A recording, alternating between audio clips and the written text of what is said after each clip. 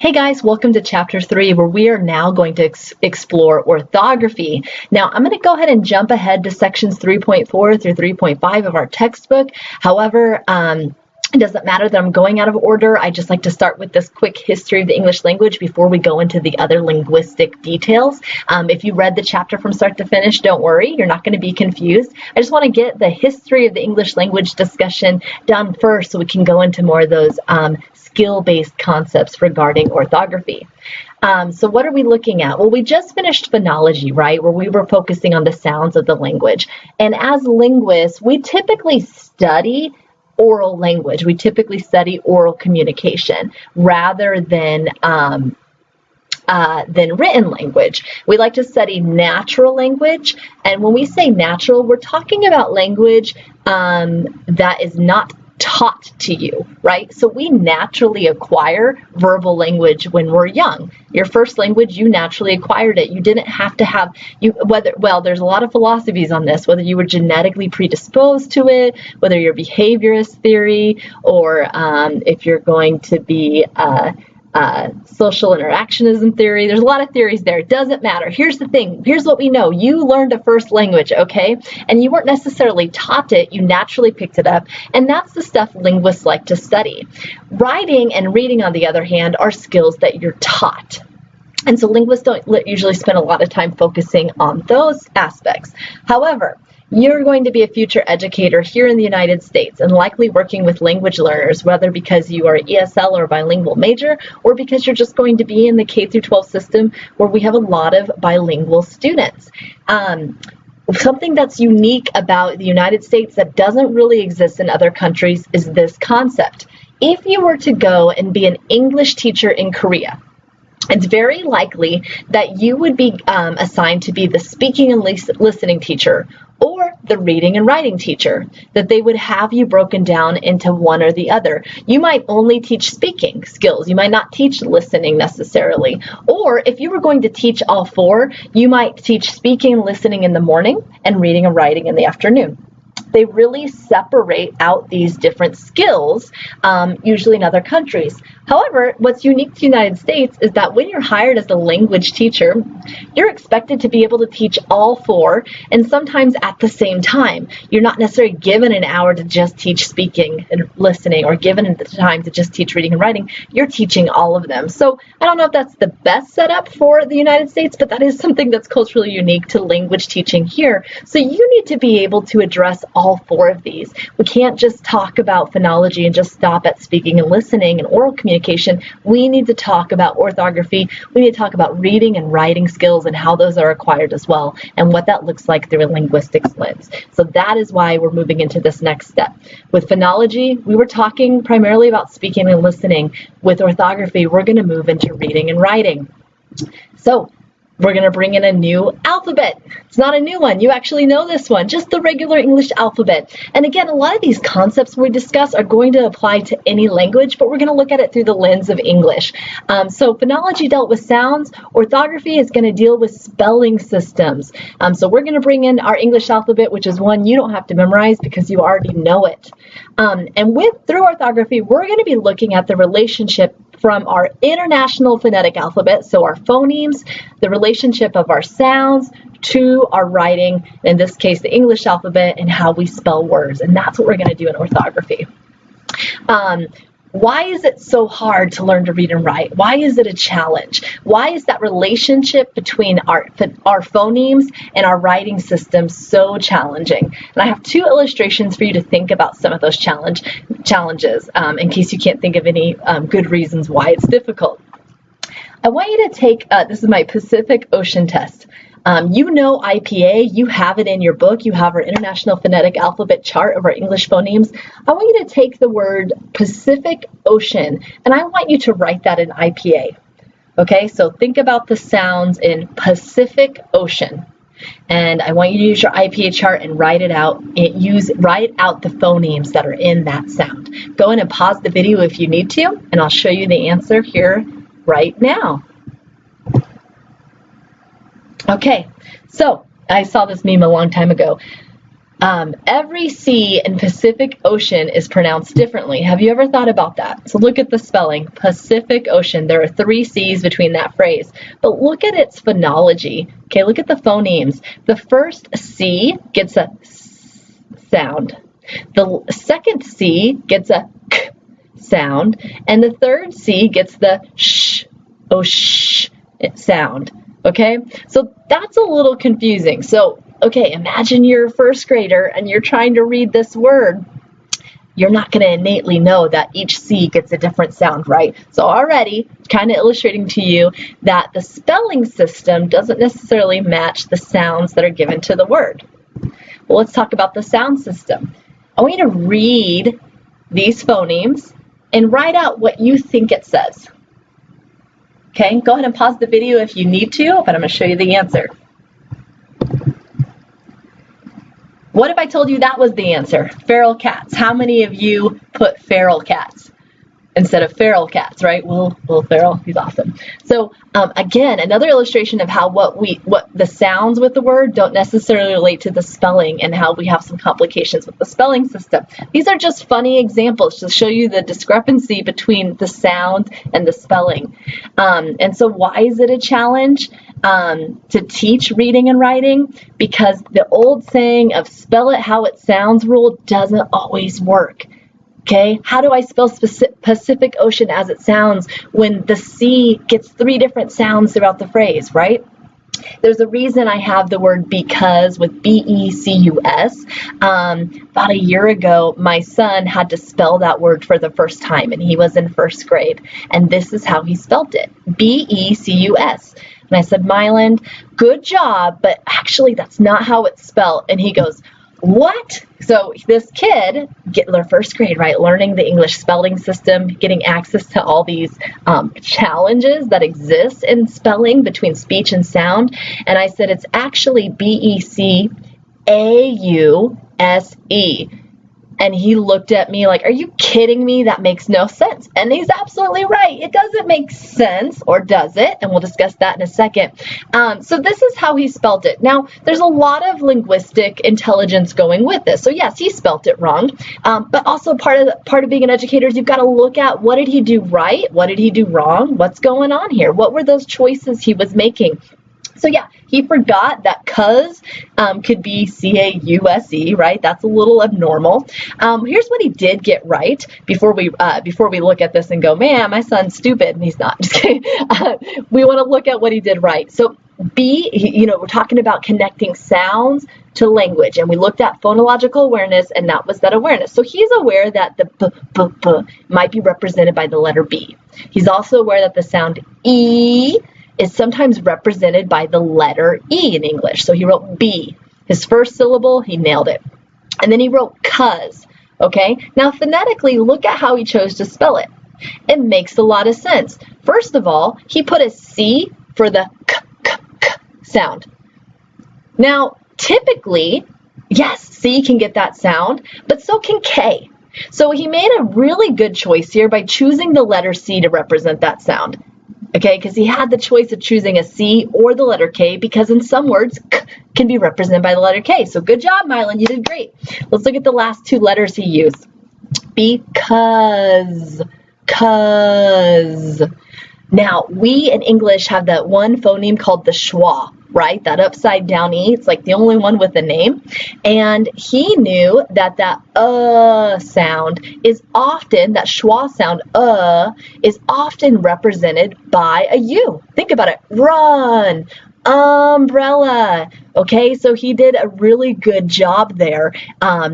Isolating that sound and thinking about how it can often occur as a U. So that was great. The last letter, I think, is the best one. And we looked at this rule earlier in the semester. Think about it. Because. Listen to that final phoneme. Z. It sounds like a Z. And remember how we talked about how we can give that S sound a S or a Z? Mylan, my son, knew here somehow, pieced together that even though it sounds like Z, it must be an S. He didn't write a Z, right? He wrote an S. So there's actually a lot of promising steps here connecting his phonological awareness to his writing skills. But yes, we came across a word like because, which is a little random, right? The spelling system doesn't make sense, and it is challenging, and that's the point. It's not a clear relationship how the sounds align with the spelling. I love this grocery list because guess what? I know all of you can read it, but nothing is spelt right on it. Because can't you read it? I'm not going to go too much into this, but I do want to discuss it really quick. There's some theories out there about oral cultures versus literature cultures. Oral cultures versus literature cultures. And here's the difference. When you're an oral culture, information is passed from person to person through oral communication. So think about anything, information from school, information from about your family history, okay, medical information after you go to the doctors. We are an oral culture, okay? The doctor, after you go see them, they give you a document that explains all the tests they ran. But you would rather hear it by ear. Am I right?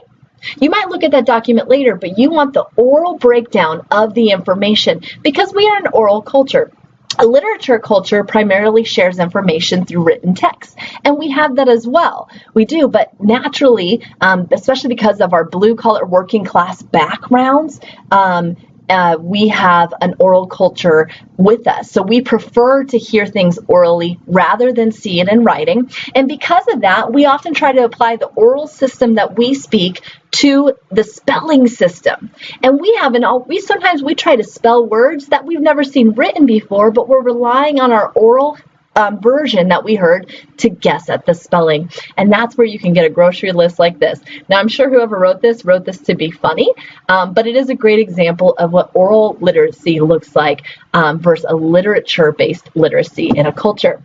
So let's not go down that path too far, but the relationship between our sounds and our writing system, it's not a clear relationship.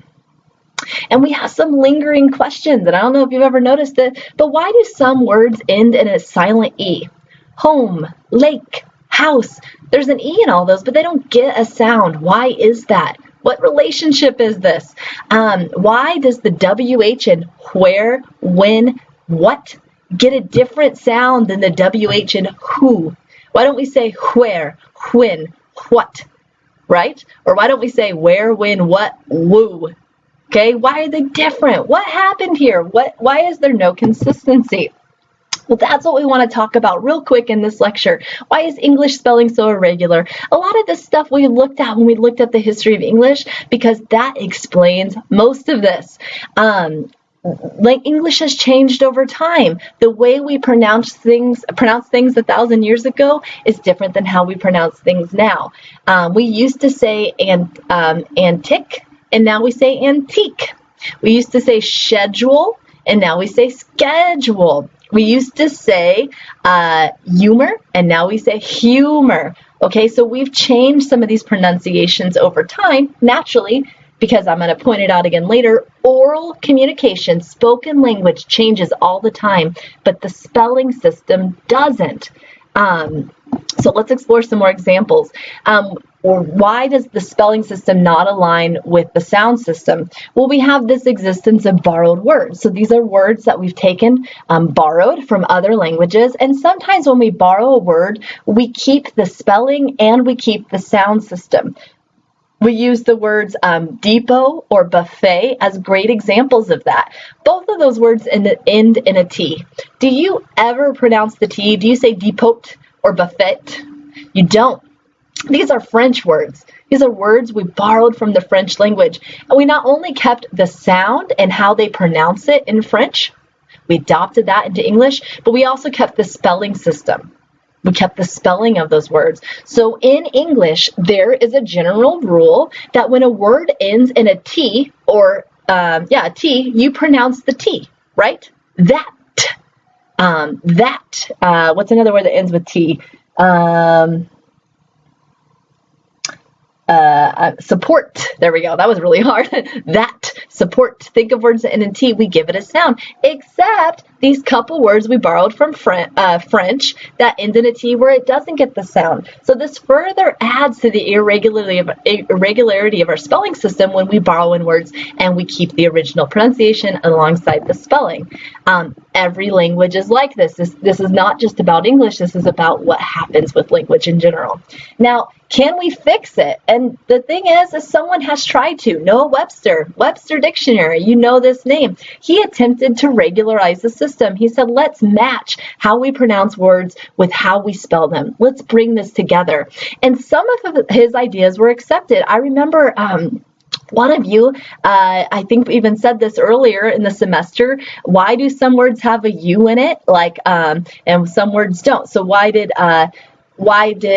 color used to be C-O-L-O-U-R, but now we spell it C-O-L-O-R? Well, thanks to Webster, that's why that change happened. We used to spell honor with a U. We used to spell mold with a U, but he was able to regularize some of those spelling systems to match how we now say these words.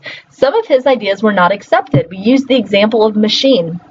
If you ask a first grader or second grader how to spell machine, they might spell it M-A-S-H-E-E-N because it better matches how we're pronouncing the word.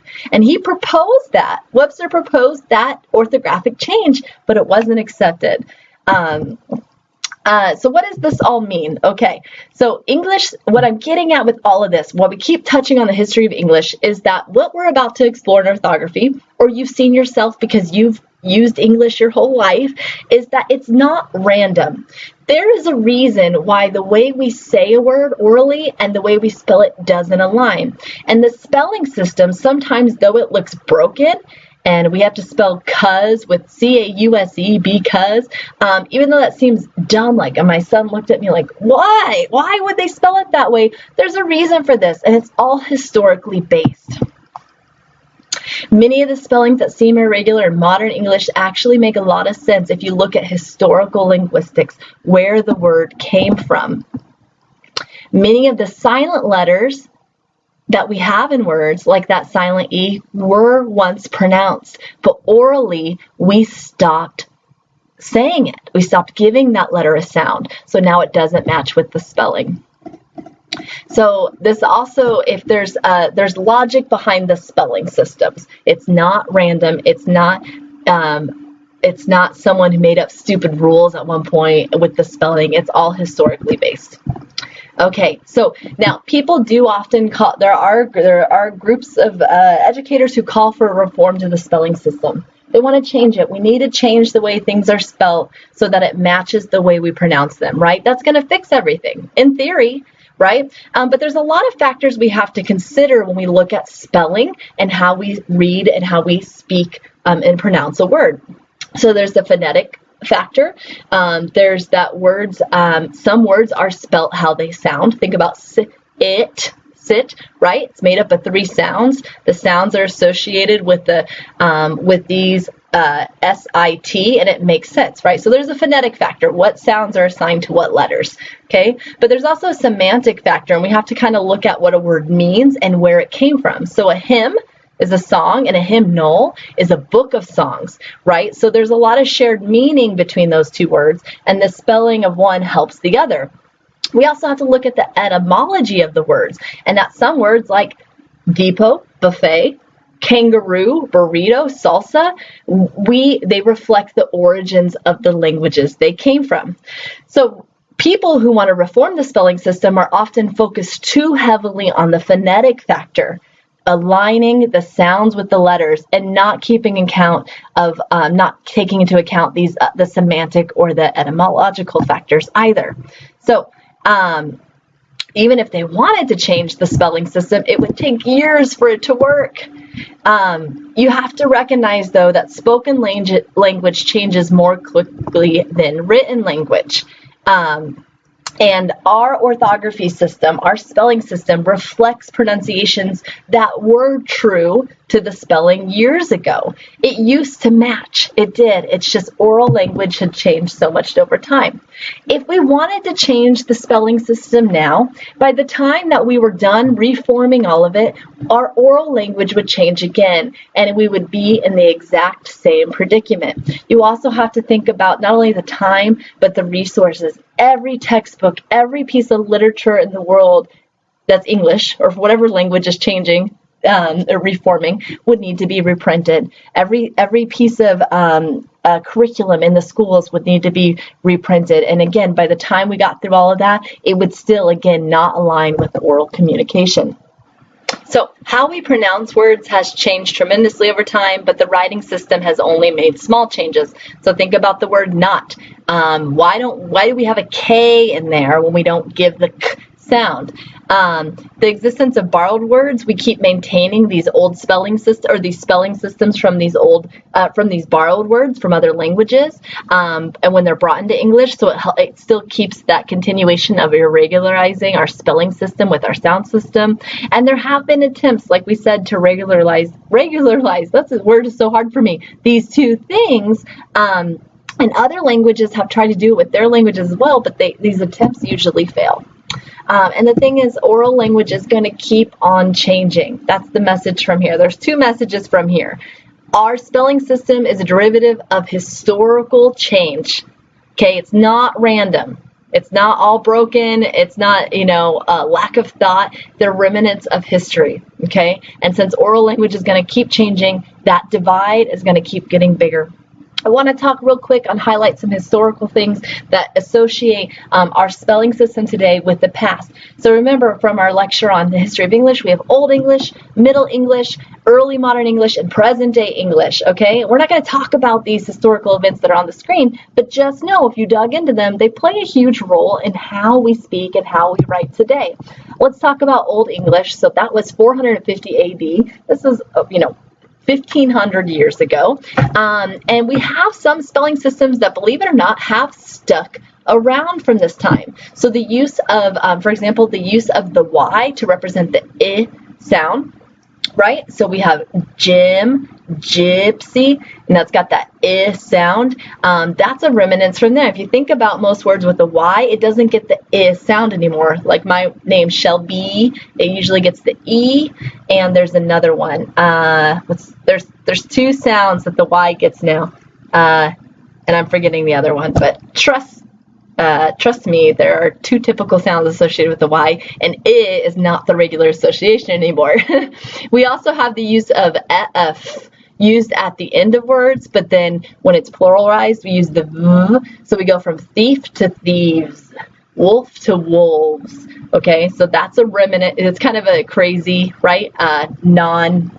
Or irregular noun change. We're going to talk about irregular nouns and syntax, but that's remnants of this Old English. When we get to Middle English, we had this change of spelling queen, C-W-E-E-N, to Q-U-E-E-N, and a lot of this had to do with the French, right? So think about the sounds qua, qua.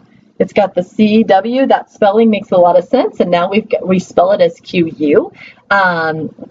H, the used to have two sounds. Do you remember I told you, we talked about languages that have harsh sounds, right? Like those back throat sounds, like our native language, Germanic.